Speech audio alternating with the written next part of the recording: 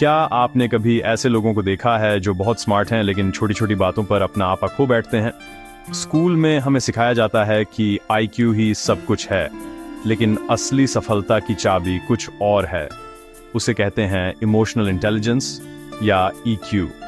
Daniel Goleman ने अपनी किताब में बताया कि ईक्यू यानी अपनी और दूसरों की भावनाओं को समझना और मैनेज करना असली सफलता की कुंजी है। ईक्यू आपको मुश्किल हालात में शांत रहने, बेहतर फैसले लेने और मजबूत रिश्ते बनाने में मदद करता है। आज हम डैनियल गोलमैन के ईक्यू के 5 स्तंभों को आसान भाषा और प्रैक्टिकल उदाहरणों के साथ समझेंगे। तो चलिए शुरू करते हैं इस ट्रांसफॉर्मेटिव यात्रा को और जानते हैं कि ईक्यू कैसे आपकी जिंदगी बदल सकता है।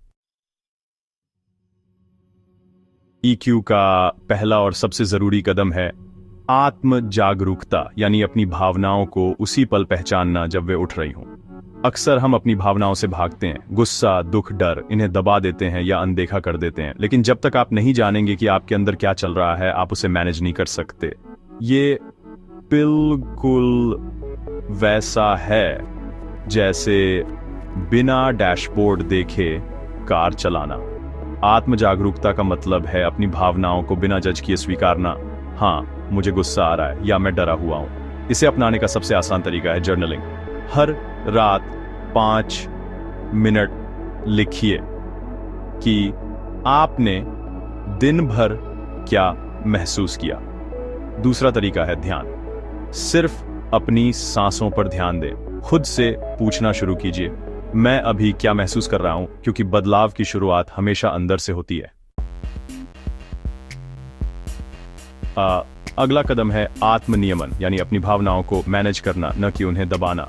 रिएक्शन और रिस्पॉन्स में फर्क है। रिएक्शन बिना सोचे समझे होता है, रिस्पॉन्स सोच समझकर। जब गुस्सा आए या कोई आपको ठेस पहुंचाए, तुरंत जवाब देने के बजाय एक पल रुकें। ये पॉज आपको सोचने का मौका देता है।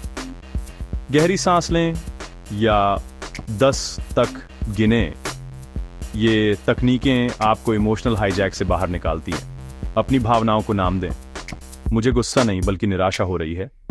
इससे आप उन्हें बेहतर समझ पाते हैं।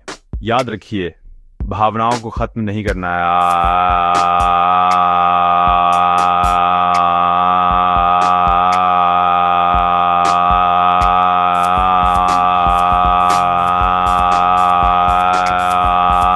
आत्मनियमन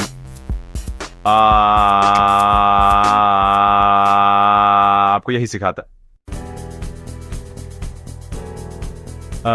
ईक्यू का तीसरा स्तंभ है प्रेरणा, लेकिन वो जो अंदर से आती है, न कि बाहर से। महान लोग सिर्फ पैसे या शोहरत के लिए नहीं, बल्कि अपने जुनून और उद्देश्य के लिए काम करते हैं। आंतरिक प्रेरणा आपको मुश्किलों में भी आगे बढ़ने की ताकत देती है। ये तब भी साथ रहती है जब कोई आपको देख नहीं रहा।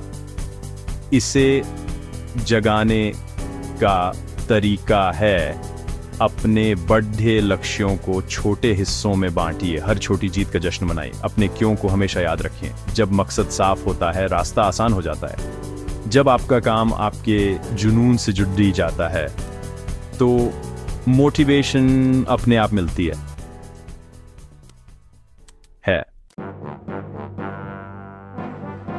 चौथा स्तंभ है समानुभूति। दूसरों की भावनाओं को समझना सिर्फ दया दिखाना नहीं। समानुभूति रिश्तों को जोड़ती है, टीम वर्क और लीडरशिप को मजबूत बनाती है। एक सेल्समैन जो ग्राहक की जरूरत समझता है हमेशा सफल होता है, क्योंकि उसने समानुभूति दिखाई। इसे बढ़ाने का सबसे अच्छा तरीका है सक्रिय रूप से सुनना। जवाब देने के लिए नहीं, समझने के लिए सुनिए। लोगों से खुले सवाल पूछें, तुम कैसा महसूस कर रहे हो, और अलग अलग नजरियों को अपनाइए। याद रखिए, हर इंसान अपनी लड़ाई लड़ी रहा है। जज करने से पहले समझने की कोशिश करें। ईक्यू का 5वां स्तंभ है सामाजिक कौशल, यानी रिश्तों को मैनेज करने और प्रभावी संवाद की कला। अगर आप अपनी बात सही तरीके से नहीं रख पाते, तो आपकी सारी ईक्यू अधूरी रह जाएगी। सामाजिक कौशल में आता है संवाद, संघर्ष सुलझाना और टीम वर्क। एक इमोशनली इंटेलिजेंट इंसान संघर्षों से भागता नहीं, बल्कि समाधान ढूंढता होता है। जहां सबकी जीत हो। प्रभावी संवाद के लिए आई स्टेटमेंट का इस्तेमाल करें, मुझे ऐसा महसूस हुआ, और फीडबैक देना लेना सीखें। याद रखिए, आपकी सोशल स्किल्स ही आपको लीडर बनाती हैं। सफलता अकेले नहीं, टीम के साथ मिलती है। आज हमने EQ के 5 स्तंभों को जाना: आत्म जागरूकता, आत्मनियमन, प्रेरणा, समानुभूति और सामाजिक कौशल। सच्ची सफलता दिल और दिमाग के तालमेल से आती है, जब भावनाएं और लॉजिक साथ काम करते हैं। EQ एक दिन में नहीं आती, ये रोज की प्रैक्टिस है। हर दिन छोटे छोटे मौके मिलेंगे इन स्किल्स को अपना अपन सोचते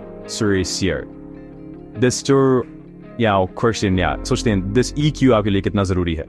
1.